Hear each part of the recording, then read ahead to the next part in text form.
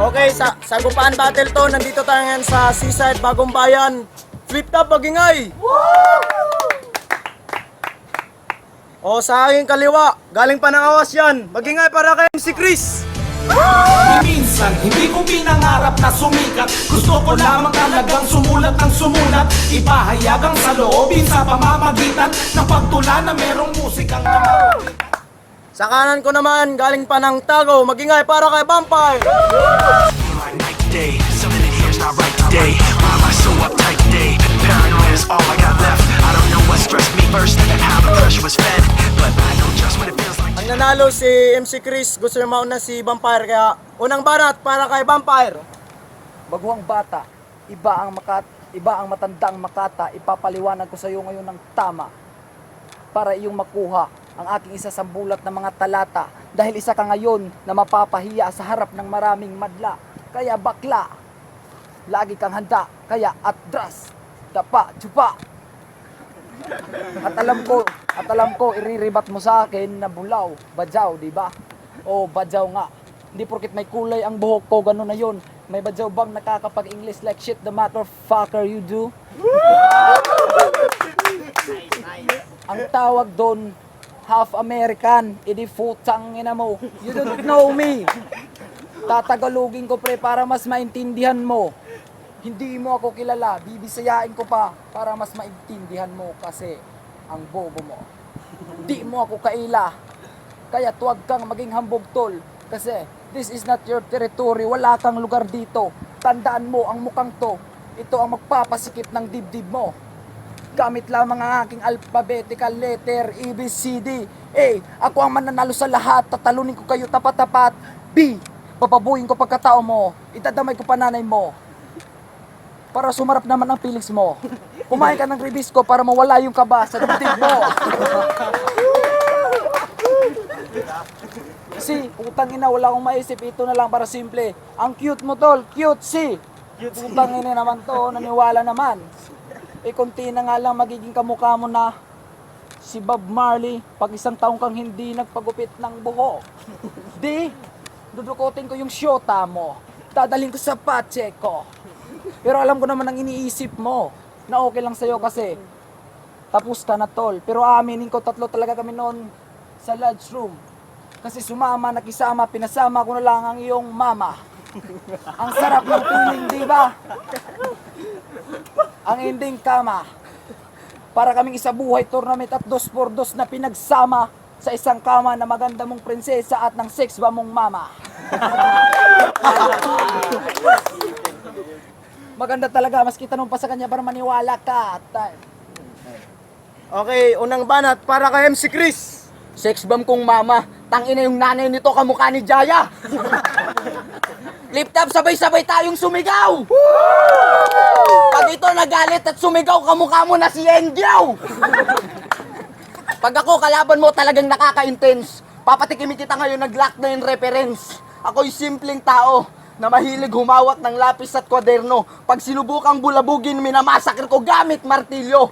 Pinapaupo ko sa upuan, binabagsakan ko ng maso. Hinihiwa yung katawan, tas pinuputol ko yung ulo. Gamit basag na plato, sabay tabo ng dyaryo. Di ako katulad ng iba na pag nagrap halos komedya at patawa. Kunwari matalino pero ang habol simpatya. Kalunos-lunos mangyayari sa buhay mo ngayon parang buhay ni Magda. Kasi hindi pa tapos, kaya wag magsaya. Isa kang sirena, in short, bakla ka. Kung hindi mo na dinig, isa pa. Isa kang sirena, in short, bakla ka, pero di mo to mapapakapit sa patalim. Sa pagsapit at pagkagat ng takip silim, lumalabas ang ugali kong malalando. Sino mang humarang at bumalandra sa daan, di na to nag-aalangan na ang leeg ng kalaban ay tarakan. Agos ng dugo'y parang gripo. Hinahanap ng puso'y pumatay ng mga rapper na matamlay. Di ako makukulong dahil tatay ko'y businessman. Babayaran na lang namin ang hukuman. Ako'y probinsyano. Pangkat ko'y galing sa mga lahi ng ilustrado. Walang abiso, di kailangan ng permiso. Eksperto na ako sa ganito. Kung kaya payag ang tao, napahiyain kita sa sarili mong teritoryo. Kasi sa debating aking kinasanayan, ika'y matatalo kaya ipagpatawad mo, sir. Wala ka kasing bars, parang intro sa kantang Elmer.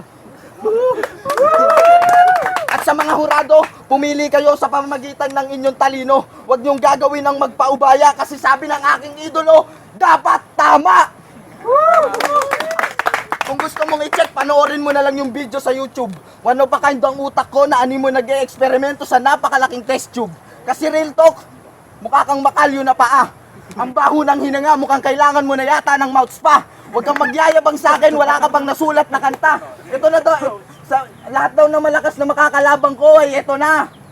Tangina, patawa ka ba?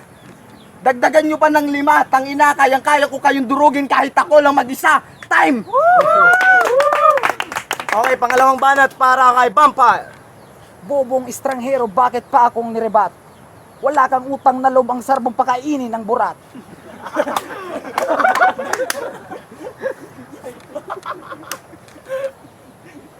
Pasalamat ka hindi sa akin uso ang ribat. Sadyang magaling ka lang talagang gumawa, kumuha at kumopya ng mga linya. Ng mga piling malisto sa entablado, mga puro bobo naman din. Nang sumikat si Luni, halos ng taong may multi. Nang sumikat si Smaglas, mabibilis at matutulis. Nang sumikat si Delo, halos ng taong nagre-rebat katulad mo. Gusto ko pagsikat ni El Maestro. Saan si El Maestro? Wala dito. Gumanyan ka. Gumanyan ka sa pagbanat ng iyong mga letra ng mga basura. Gusto nyo ba mag-alas sa ito estilo ko para matapos na ang round 2 na to? Saito, ang aking kaibigan, isalin mo sa akin ang iyong espiritu. Dahil kaharap ko ngayon ang ikatlong demonyong engkanto. Na nanggaling pa sa bayan ng Ilong Pango. Saito.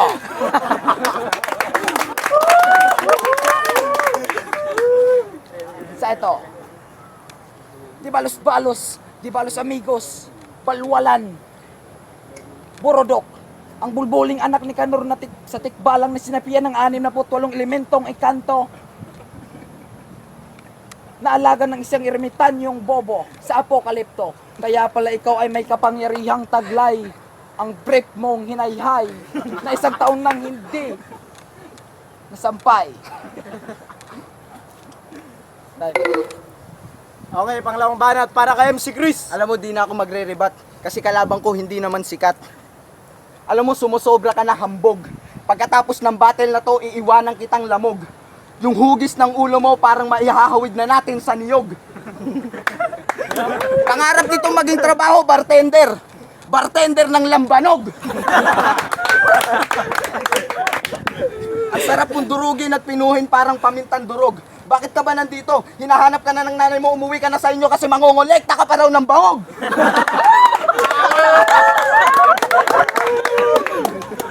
At sa mga nagtatanong kung bakit kadalasan ng aking laban ay promo, ito ang sagot ko. Di ako takot matalo sa inyo, sadyang wala lang akong panahon para seryosohin kayo. Kasi itong tarantadong to, chick boy, sa cellphone bibihira lang mag-message. Laging may katawag. Alam nyo kung sino yung katawag? Yung tagapagsabi ng out of coverage. Sa lahat ng kalabang ko, ikaw lang matindi kasi yung titi mo may shades.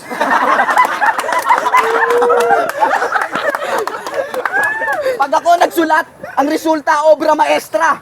Pag ikaw nagsulat, ang resulta parang Duralite. Pangit na nga, di pa bumibenta. Time!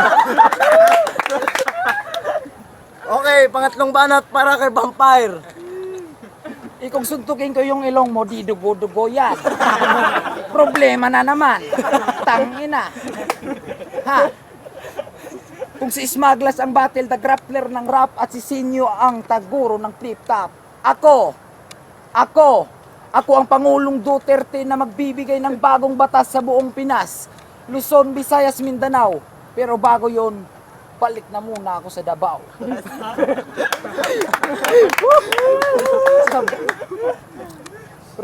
Pero bago yung balik na muna ako sa Davao. Kaya bibigyan na kita ng leksyon.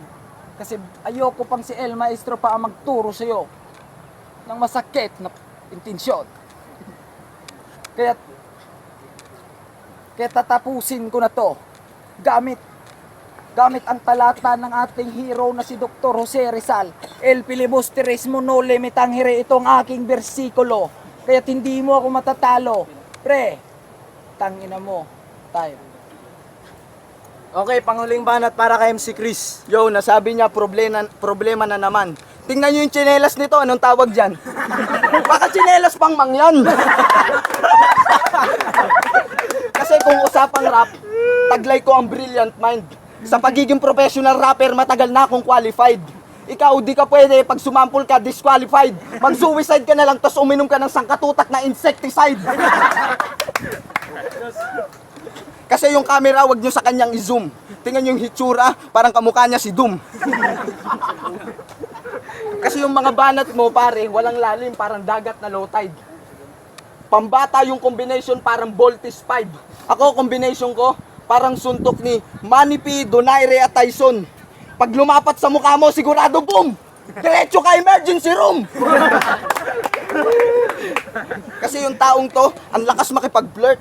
Sa babae, yung tipo niya, yung laging naka-miniskirt. Bago sila mag-sex, putang ina, rumi-request muna. Pwede bang sumayaw ka muna ng, what you gotta do with that dessert? MC Chris, Vampire, 2-1, boto ko para kay MC Chris. Okay, magaganda talaga yung laban nila versus Vampire versus MC Chris, pero yung mga kay MC Chris parang pang B-boy. Boto kay MC Chris. Okay, napakaganda ng laban na yon. MC Chris at saka Vampire, yung boto ko 2-1 para kay MC Chris. Vampire versus MC Chris, maganda talaga yung laban, parehang mga banat, pero boto kay MC Chris. Magandang laban, boto kay Vampire. Napakagandang battle kaya flip top pagingay! Ang boto 4-1 pabor kay MC Chris. Props kay Vampire, magaling din. Binabati ko Tendeo Pamilya, saka lahat ng taga-wash yan, si Uncle Eric, Delisha, si Alvin Ramos, saka lahat ng kapamilya niya, yung shota niya, nakalimutan ko yung pangalan, saka basta lahat na kayo, si John Paul, yun lang. Shoutout nga pala kay Manager Vincent Tapos, Azunipsil Brothers, tsaka yung mga taga-Tumbal Province. Saka kay Sir Daps, yun lang. Okay, salamat sa promoter ko, Mr. Erwin, tsaka sa manager, Mr. Laya, Puji ko, Jima Patwal, to sponsor ko yung Tribal Gears, tsaka RRG Jeans. Tsaka salamat sa TV Organization, tsaka syempre Mr. Daps. TP, abangan nyo kami sa Nikos. Binabati ko panlas na si Iris Estrada.